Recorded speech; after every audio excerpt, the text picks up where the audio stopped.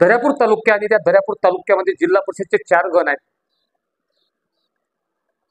त्या 4 गणामध्ये 3 गणामध्ये थिलोरी, पिंपलोद आणि खल्लार यामध्ये लेडीज रोस्टर आहे, म्हणजे महिला राहील.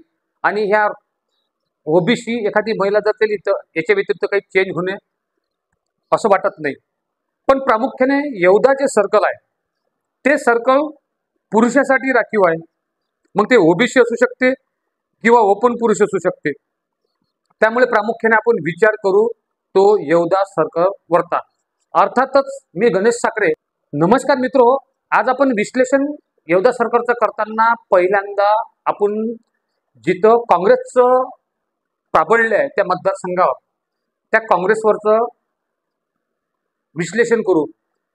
आपण हे विश्लेषण करता युत्या आघाड्या होणार नाहीत यावरच करू, कारण माझ्या माहितीनुसार काँग्रेस पक्षाची सध्याची मनस्थिती पाहता ते युती करण्याच्या मनस्थितीत नाही.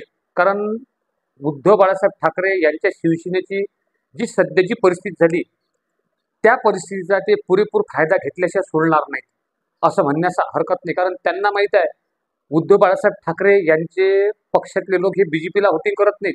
मग त्यांच्यावर पर्याय कोणता उरला, त्यांची सर्च जर येत नसेल तर ते अशा वेळेस ते काँग्रेसलाच मतदान करतील हा गृहीत पकडून ते निवडणुकीच्या समोर जातील. पण नक्कीच थोडाफार काँग्रेसवर या उद्धव बाळासाहेब ठाकरे गटाच्या वोटिंगचा फरक राहील. तिथला अभिनक्त सम्राट राजकारणातला 1990 पासून आहे प्रदीप बाप्पू देशमुख. पण तिथं यावेळेस एक काँग्रेसमध्ये तालुका पातळीवर दुफळी असल्यामुळे दुसरा फॅक्टर त्यांच्या विरोधात तयार झाला, तो म्हणजे सागर भाऊ देशमुख. युवा काँग्रेसचे ते पदाधिकारी आहेत आणि त्यांचं असं म्हणणं आहे की बोले वरिष्ठांनी तिकीट कबूल केली. अशा वेळेस समजा जर सागर देशमुख यांना तिकीट भेटली, भलेही प्रदीप देशमुख त्यांच्यासाठी काम करतील नाही पण ते स्तब्ध राहतील. पण मला असं वाटते देशमुख यांना जर तिकीट भेटली तर ते नक्कीच यंग असल्यामुळे दुसरा पवित्रा घेऊ शकतात, निश्चित नाही आहे. आता हा झाला काँग्रेस पक्षाचा विषय, कारण तिथे दोनच प्रबळ उमेदवार आहेत. दुसरा पक्ष येतोय तो बीजेपी. बीजेपी पक्षातही गेल्या आमदारकीच्या निवडणुकीपासून 2 फॅक्टर झाले, विभाजन झालं. एक म्हणजे रमेश भाऊ बुंदले यांना साथ करणारा हा प्रकाश पटेल भाडसाकडे यांचा गट आणि दुसरा म्हणजे अभिजित अडसूळ यांना साथ करणारा बाळासाहेब वानखडे यांचा गट. आता यामधून प्रकाश पटेल भाडसाकडे यांचा तिथे बीजेपीतला दैना हात, म्हणजे ज्यांना सर्वजण बाप्पू म्हणून ओळखतात असे म्हणजे कराळे गुरुजी. तिकीट जर भेटली तर ते कराळे गुरुजीलाच मिळेल, प्रकाश पाटलाच्या गटाकडून भेटली तर. तिथं येवद्यातलं दुसरं फॅक्टर आहे किरणताई देशमुख. पण इकडे 3 महिला आहेत, त्यामुळे तिथं त्यांना फार भयानक ताकद लावावी लागेल असं म्हणण्यास काही हरकत नाही. पण त्याही तिथे दावेदार आहेत. आणि दुसरं 1 महिन्यापासून माझ्या कानावर असं येऊन आलं की तिथे दुसऱ्या मतदारसंघातला माणूस तिथं लादल्या जाऊ शकते, प्रयत्न करत आहेत. पण माझं असं म्हणणं, त्या मतदारसंघातले एक आढावा पाहता त्या मतदारसंघात एक असं म्हणणं येतंय की ज्या मतदारसंघातून ते या मतदारसंघात येऊन राहिले तर इथं त्यांना एक्सेप्ट केलं जाणार नाही. आणि तो माणूस प्रकाश पाटलाच्या फेवरमध्ये नसल्यामुळे प्रकाश पाटील नक्कीच त्यांना साथ देणार नाही. मग अशा वेळेस काय होईल, तिथं दुसरं फॅक्टर येते अतुल पाटील गोळे. नवनियुक्त जरा नवीन दमाचा पोरगा आहे आणि त्यांनी प्रकाश पाटलांचेही तो जवळ आहे आणि इकडे बाळासाहेब वानखडे यांच्याही ग्रुपच्या जवळ आहे. मग गोट्यापेक्षा वीट बरी म्हणून प्रकाश पाटील अतुल पाटील गोळे यांना स्वीकारू शकतात. त्यानंतर बाळासाहेब वानखडे सुद्धा त्यांना स्वीकारू शकतात. म्हणजे मध्यस्थी जर काढला तर तिथं अतुल पाटील गोळे आणि एकदमाचा पोरगा आहे, समन्वयकाने ते सीट तिथं प्रामुख्याने प्रबळ ठरू शकते. तिसरं फॅक्टर येते की काही त्या मतदारसंघातले समाजसेवक आहेत की जे स्वतःला समाजसेवक म्हणून समजतात. त्यांचा उद्देश आहे की कुठेतरी आपण गेलो तर मला असं वाटतं की त्यांना कुठल्याच चान्स मिळणार नाही, कारण पक्ष फक्त अशाच समाजसेवकाला वापरून घेण्याची कोशिश करतात, त्यांना समोर घेऊन ते बदनाम कसे होतील याचीच कोशिश करतात. त्यामुळे अशा समाजसेवकाचे नावं घेऊन त्या पक्षाचा अपमान करण्यास मला तरी असं वाटतं की ते योग्य नाही. ही झाली बीजेपीची परिस्थिती. दुसरा पक्ष येतो शिवसेना. शिवसेना हा दुभगले तेव्हापासून त्यांची ताकद वेगवेगळी झाली आणि शिवसेनेतही दोन गट असल्यामुळे त्यामध्ये सध्याही कल्लोळ आहेच. एक इथं युवा सेना एकीकडे पाहिजे, पेरेंट्स पार्टी एकीकडे पाहिजे. त्यामुळे शिवसेनेची ताकदच नाही. आमदाराकडून फार अपेक्षा होत्या, पण या मला असं वाटतं की आमदारही त्या अपेक्षा पूर्ण करू शकतील नाहीत असं म्हणण्यास काही हरकत नाही. म्हणजे दोन्ही शिवसेना इथं दुबळे आहेत.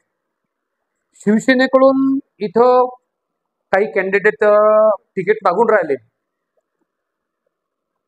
प्रामुख्याने त्याच्यात डबल तिकीट हे वकील साहेब म्हणजे त्यांचं पोरगाच बहुतेक फ्रंटवर राहील. आणि त्या मतदारसंघातला जेव्हा विचार करतो, त्या मतदारसंघात 28,000 मतदार आहेत आणि जिल्हा परिषदचे गावं जर पाहिले तर येवदा सर्वात मोठं गाव आहे.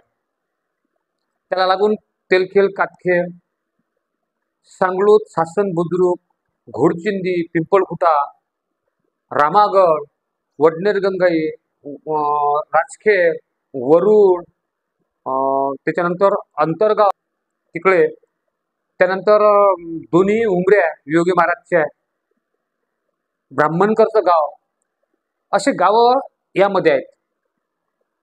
गोपाल अर्बट जर तिथे उभे राहिले, त्यांचं ज्या गावावर प्रभुत्व आहे ते गावं खल्लार सर्कलमध्ये आहेत. गोपाल अर्बट जेंट्स असल्यामुळे हा मतदारसंघ खल्लार लेडीजसाठी आहे. त्यामुळे गोपाल अर्बट सुद्धा त्या मतदारसंघात उभे राहू शकतात, जरी त्यांचे तिथे गावं नसले तरी. पैशाच्या भरवशावर आणि लोकांच्या कामात पडणारा नेता म्हणून गोपाल अर्बट यांची ख्याती आहे. दुसरा पक्ष येतोय अजित पवार गट, म्हणजे पक्ष आहे तो. आता तिथं प्रामुख्याने प्रबळ दावेदार हे राऊत काकाजी आहेत. त्यांचा मुलगा सुद्धा उभा राहू शकतो. पण राऊत काकाजीची भूमिका अशी होती की आतापर्यंत ते बीजेपीला कनेक्ट होते, कारण अरुण पटेल आणि त्यांचं जसं पाहिजे तसं शक्य नव्हतं. पण या वेळेला या मतदारसंघात अमरावतीतून सुलभाताई खोडके यांचे मिस्टर संजय खोडके यांच्याकडे अजित पवार राष्ट्रवादीची धूर आल्यामुळे निश्चितच म्हणजे राऊत काका किंवा अनंत राऊत हे राष्ट्रवादीकडून तिकीट मागू शकतात. शेखर पाटीलही असू शकतात. पण शेवटी इलेक्शनमध्ये पैसा हे प्रामुख्याने महत्वाची गोष्ट आहे. त्यामुळे ज्यांच्याजवळ पैसा आणि ज्यांचा पक्ष देईल तोच तिथे उमेदवार टिकेल. बहुजनचं काय होईल किंवा बहुजनची ताकद किती आहे ते सांगता येत नाही. पण यावेळेला तिथं येवदा सर्कलमध्ये येवद्यात, वडनेर गंगाई, उमरी अशा गावात मॉब्युडन जास्त असल्यामुळे तिथं एमआयएमचे सुद्धा उमेदवार जिल्हा परिषदसाठी राहू शकतो. आणि तो एमआयएमचा जर उमेदवार राहिला आणि मुस्लिम हे जर समजा एमआयएमकडे वळले तर तिथं सर्वात मोठा झटका हा काँग्रेस किंवा उद्धव ठाकरे गटाला राहू शकतो. पण महाराष्ट्रातले असले तर या भारतातले मॉब्युडन एक हुशार झालेले आहेत. त्यांना माहित आहे ते, आणि मॉब्युडनला माहित आहे आपण जर एमआयएमकडे ओढलो तर ते बीजेपीला व्होट दिल्यासारखं होते. त्यामुळे ते पवित्रा यावेळेचा दुसरा घेतील असं म्हणण्यास काही हरकत नाही.